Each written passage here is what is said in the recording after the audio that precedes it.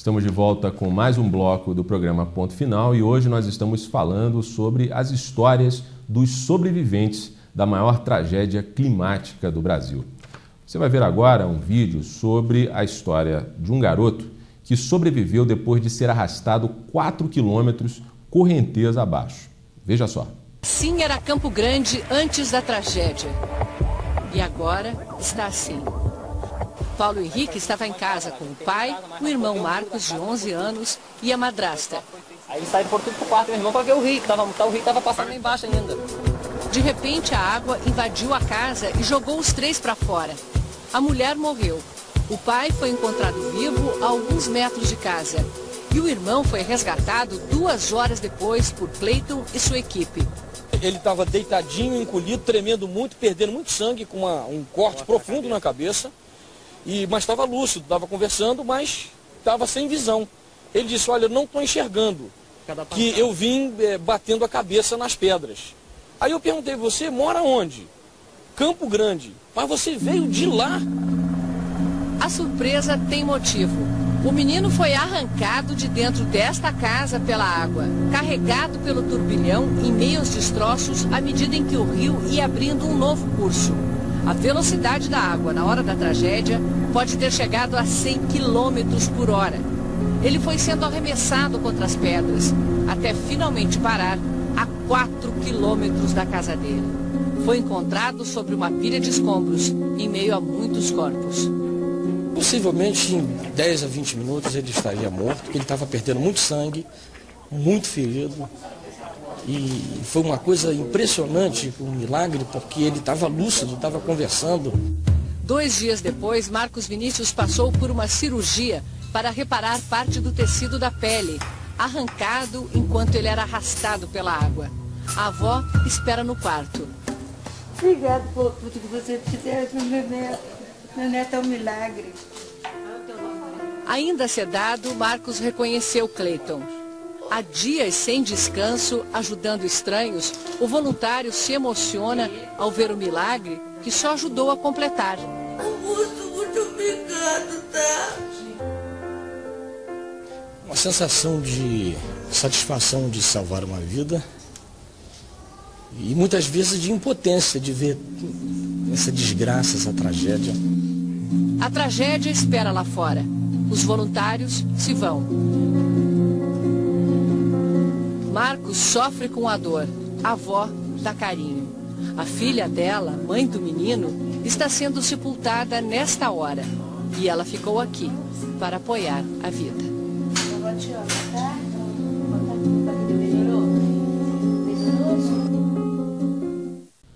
Zimbrão, algum dia você imaginou ver Teresópolis nessa situação? Em algum sonho, pesadelo, devaneio? Algum dia você imaginou que Teresópolis fosse viver uma tragédia dessa magnitude? Ninguém esperava isso. Pesadelo mesmo, como você falou, cenário de filme de terror, né? De guerra, né? Uma coisa que parece que caiu uma bomba, né? Pois é, mas você fez a pergunta para ele se ele esperava. Se você me perguntar... Já está perguntado. Eu esperava. Eu sempre falei isso, Delcio Monteiro falava isso comigo no rádio. A pior enchente, a pior tragédia é aquela que está por vir. Delcio tinha um profundo conhecimento de Teresópolis, de toda essa nossa região. Ele sempre falou, um dia isso vai arriar. O Barroso vai descer um dia. A Serra dos Cavalos vai descer um dia. Ninguém podia imaginar que fosse nessas localidades. Até porque naquela época não tinha a ocupação também que tinha lá. Exatamente. Mas ele sempre falou isso. E eu sempre falei, minha filha é testemunha disso, minha ex-mulher é testemunha disso, minha namorada sabe disso. Quando chove forte, eu ligo para todo mundo, para saber aonde estão todos. Eu tenho muito medo de chuva. Eu aprendi a ter medo de chuva aqui em Teresópolis. Eu cobri, desde a época do Pedro Jara, eu participei de tudo. Então, eu sabia isso é abstrato, né? Você imagina. Então, eu imaginava, um dia pode acontecer alguma coisa muito grave em Teresópolis. Não desse tamanho, dessa magnitude. Uma coisa que aconteceu num raio de 300 quilômetros, que foi daqui de Petrópolis, de Itaipava, do Vale do Cuiabá, né? Até Santa Maria Madalena são 300 quilômetros, uma nuvem só.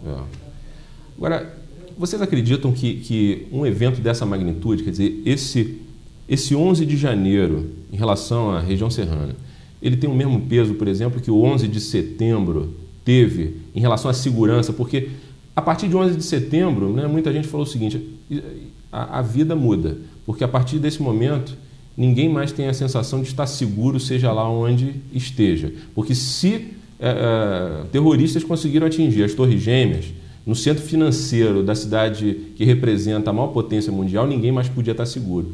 A pergunta que eu faço é, esse 11 de janeiro ele é também um marco? A partir de agora, ninguém mais pode se sentir seguro numa cidade como a nossa? Porque essa tragédia ela quebrou alguns paradigmas. Porque pessoas que jamais poderiam imaginar que estavam em área de risco morreram. Pois é, mas só que essa tragédia ela não foi anunciada. Apesar deles saberem que estava para acontecer uma chuva muito forte, mas ninguém avisou. Agora estão se preparando para isso. A próxima que vai acontecer ou daqui a um ano, ou daqui a 350 anos, que eles falaram que só acontece de 300 e 350 anos. Ninguém estava aqui há 350 anos atrás para falar sobre isso. Eu acho um pouco... Pois é. Ninguém sabe o que aconteceu há 350 anos atrás. Mas, então, que a cada 350 anos acontece uma chuva dessa maneira, dessa magnitude. Agora, eles estão preparados. Então, eles agora, se for chover muito forte na região X, eles vão avisar. Se a Defesa Civil, se as prefeituras... Eu só acho o seguinte, o volume de água que caiu, se voltar a cair em qualquer lugar do mundo, ainda mais numa região de escarpa íngreme, né, funciona como um detonador. Vai acontecer a mesma coisa. Será? Mas veja bem, acabou de acontecer, mais ou menos ao mesmo tempo, a maior tragédia, a maior enchente dos últimos 200 anos na Austrália. Morreram 27 pessoas. Não morreram centenas. Mas lá eles se preparam, né, Rolf? Lá Sim, mas é justamente esse ponto que eu acho que é o que é essencial para a gente tocar. Você falou... A cultura é outra. Ninguém podia prever que a chuva fosse tão grande.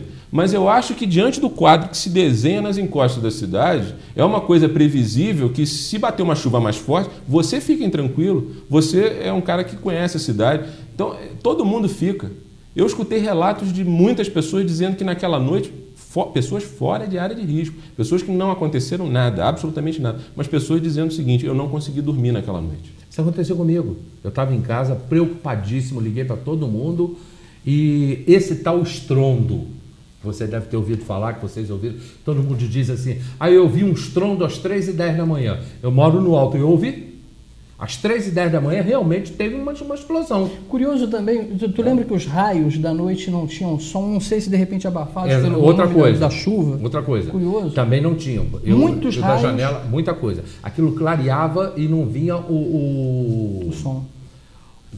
A trovoada. Uhum. A trovoada não chegava. Eu fiquei assistindo da minha janela. De repente, às 3h10 da manhã veio um barulho enorme. Falei, bom, a partir de agora faltou luz, já faltava tudo, não tinha mais telefone. Eu falei, algo de muito grave aconteceu.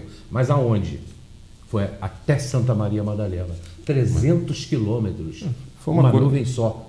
Foi uma coisa de uma magnitude muito grande e com certeza eu acho que continua ainda não sendo hora de apontar culpados. Eu acho que ainda tem muita coisa ainda para ser reconstruída. Tem culpados. E eu acho que sempre há responsabilidades. Eu acho que não há um responsável, nem dois, nem três, nem quatro, nem cinco. Eu acho que existem muitos responsáveis e talvez todos nós sejamos responsáveis, que enquanto sociedade, enquanto pessoas que vivemos numa sociedade democrática, nós todos somos responsáveis. Eu acho que aquela questão de apontar culpados não é o momento. Mas eu acho que é questão de verificar o que se errou, no que todos erramos, para não acontecer mais essa perda dramática de vidas que aconteceu nessa tragédia. Esse é um problema. Mas no próximo bloco, eu sei que você já está aí com o próximo assunto aí para falar. Não, dentro disso, só para encerrar, eu vejo o seguinte, se hoje, já passado alguns dias, se chegarem lá no Morro do Rosário, no Perpétuo, qualquer lugar de Teresópolis, olha, vai ter uma chuva muito forte, vocês têm que sair daí. As pessoas não vão querer sair. E provavelmente tem gente morando no mesmo lugar onde aconteceu a tragédia do Perpétuo, com certeza, alguns anos atrás. Com certeza. Né? E provavelmente, se a gente voltar daqui a alguns anos nesses mesmos lugares, eu espero que não, eu espero que as autoridades tomem providências, né? Porque a memória das pessoas é curta, eu espero que as autoridades realmente dessa vez aprendam a lição. Se não acontecer nada, daqui a alguns anos vai ter gente morando nesses mesmos lugares onde hoje tem lá enterrados até agora milhares de corpos ou centenas de corpos, que isso é uma coisa que eu quero tratar também no próximo bloco. Tem gente falando por aí, e isso eu queria saber a opinião de vocês, está circulando pela internet, né? Eu já recebi pelo menos uns 2, 3 e-mails aí de correntes dizendo que o número de mortos nessa tragédia é muito maior do que o que está sendo divulgado. Eu acredito. E eu quero saber a opinião de vocês no próximo bloco. Agora, escreve aí, gato. Me pergunta sobre gato. Gato, vou perguntar no próximo bloco. Daqui a pouco a gente volta com mais um bloco do programa Ponto Final. Até já.